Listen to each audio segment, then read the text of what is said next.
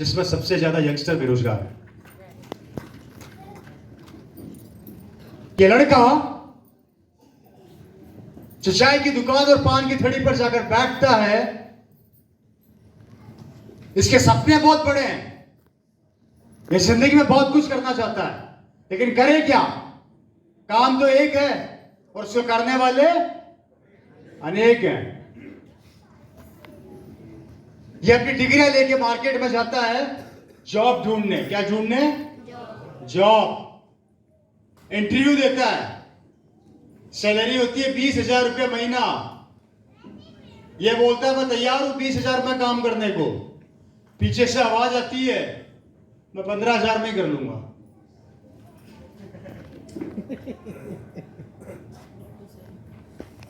वो जैसे 15 बोलता है, पीछे से आवाज आती है 10,000 में कर लूंगा, क्योंकि सबको काम, लेकिन काम कितना है?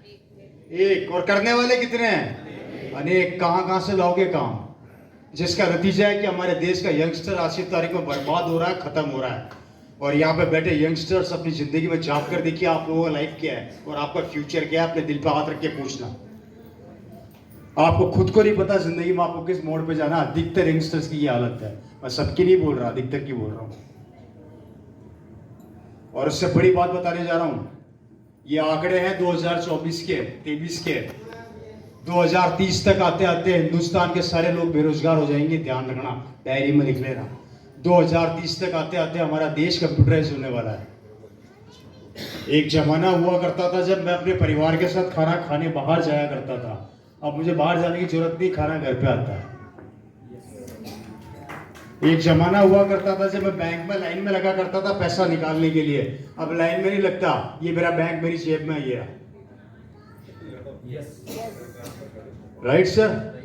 एक जमाना हुआ करता था जिसके अंदर फास्टैग, मतलब फास्टैग के आने से पहले टोल टैक्स के ऊपर 60,000 लोग नौकरी किया करते थे। जैसे ही वो स्टिकर लगा, 60,000 लोगों को एक दिन में नौकरी से निकाल दिया गया। अब मेरे को बताओ 2030 तक जब पूरा हिंदुस्तान में कंप्यूटर्स काम करेंगे, रोबोट काम करेंगे, मशीनें काम करेंगी, तो आप और हम और हमारे बच्चे क्या करेंगे? क्योंकि जनसंख्या रुकने वाली है नहीं, महंगाई रुकने वाली है नहीं। आज से 25 साल पहले सिलेंडर आता था 200 रुपए का, सिलेंडर पहुंच गया 1,000। 2030 में सिलेंडर आएगा 5,000 रुपए का। कहां से लाओगे? आज से 25 साल पहले, 20 साल पहले सब्जी मिला करती थी 10 रुपया किलो, अब सब्जी पहुंच गई 100 रुपया किलो। आज से 25 साल पहले सेब मिला करती थी 20 रुपया किलो, अब सेब मिलती है 200-250 रुपया किलो। और 2030 तक आते आते सेब की रेट होगी 1,000 रुपया किलो। कहां से खिलाओगे? फिर बच्चों को पता है क्या बोलोगे? बेटा एक लाल लाल फल आता था हमारे जमाने में, जिसे हम छील कर खाते थे, उसका नाम था सेब। अब तो बेटा देखने को ही नहीं मिलता, बहुत महंगा है ना। क्या करोगे उस समय? अपने दिल पर हाथ रख के बताइए। और हमारा यंगस्टर्स बीमारी का शिकार हो रहा है।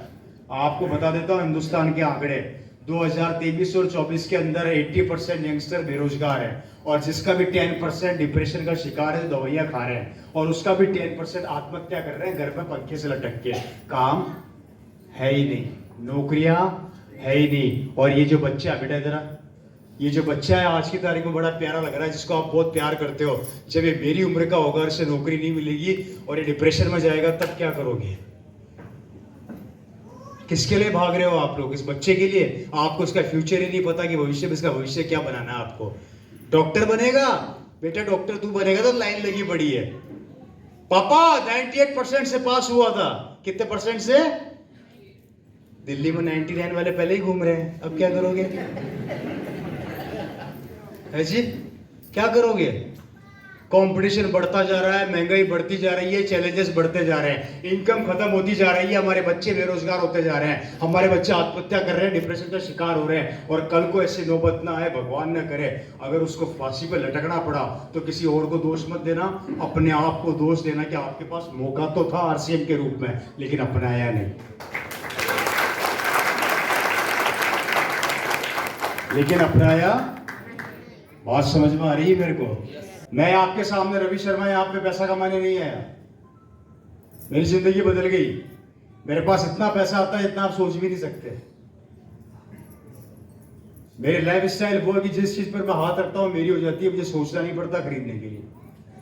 ये ताकत सिस्टम ने मेरे को दी, ये पावर सिस्टम ने मेरे को दी। किसी की शर्तों पर मैं अपनी जिंदगी नहीं जीता, मैं अपनी शर्तों पर अपनी जिंदगी जीता हूं। क्या बात है। अकेले ही चला था राहे मंजिल पर, लोग जुड़ते गए और कारवां बनता गया, बनता गया, बनता गया। पर चला तो था, पर चला तो था, नहीं चलता तो या तो इस बिजनेस में आना मत, और अगर आ गए तो रुकना मत। या तो आना मत, मैं खुद बोलता हूं, या तो आना मत, जरूरत नहीं है हमारे को भी। आज से 25 साल, सॉरी आज से 20 साल 22 साल पहले मेरे फादर ने जब चालू किया, तब लोग बोला करते थे ये कोई चलेगी क्या, ऐसे कोई चलती है क्या। आज 22 साल बाद भी वो यही बोलते हैं, तो फिर चलती कैसे है? क्या बात है, ग्रेट। फिर चलती कैसे है? अरे किसको चेक कर रहे हो यार, इस कंपनी को? साले 22 साल के अंदर हिला के रख दिया पूरे हिंदुस्तान को, आप उसको चेक कर रहे हो, खुद को चेक कर लो खुद का। अरे जब रवि शर्मा की भूख अभी भी खत्म नहीं हुई है, आपको तो बहुत आगे जाना है मेरे दोस्त। हम हैं आपके साथ खड़े, लेकिन कम से कम अपना हाथ तो बढ़ाइए, अपने हाथ को हमारे हाथ में तो रखिए। हाथ भी आता तो कांपता हुआ आता है कि रखूं कि ना रखूं। कहीं सर ने बोल दिया डायमंड क्लब करना पड़ेगा तो ओहो, ये तो दशरथ मान जी ने पहाड़ खोदा, उससे भी खतरनाक काम है ना। उसने तो 22 साल में पहाड़ ही खोद दिया। मैं डायमंड क्लब करूंगा तो बुखार आ जाएगी, बीपी चेक कराने जाते हैं डॉक्टर के पास, जल्दी चेक कर, मरने वाला हूँ जिंदा। ये थॉट अपने दिमाग से निकाल दो। Am I right, sir? Yes. अगर अपने बच्चे को इस बेरोजगारी की जिंदगी से बचाना चाहते हो तो निर्णय ले लेना आज, नहीं तो आपको भगवान भी मौका, क्योंकि दुनिया में 2 चीजें कभी नहीं रुकी, पहला समय और दूसरा आरसीएम। क्या बात है।